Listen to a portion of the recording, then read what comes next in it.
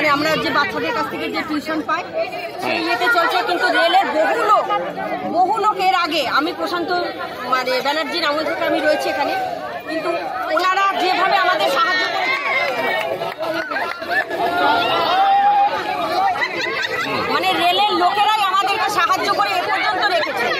হ্যাঁ, আমাদের যে নোটিশ করেছিল করেনি তা না, সেটা যে এই বছরে যখন করেছিল 24 সালে, তখন আমরা স্যারেদেরকে অনেক অনুনয় বিনয় করে আমরা বলেছিলাম যে এবার কি তাহলে উঠে যাচ্ছে। এখানকার যিনি সেক্রেটারি সাহেব তিনি বলেছিলেন যে না থাকছে।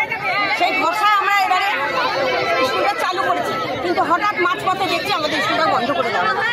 আমাদের স্কুলে রেলের লোকেদের প্রচুর অবদান আছে। এছাড়া আমাদের যে মানে আশেপাশে যত লোক আছে তারা আমাদের এই স্কুলটাকে অত্যন্ত ভালোবাসেন। আমি 30 বছর ধরে এই স্কুল করেছি। এর আগে কি কোনোবার বন্ধ হয়েছিল এরকম?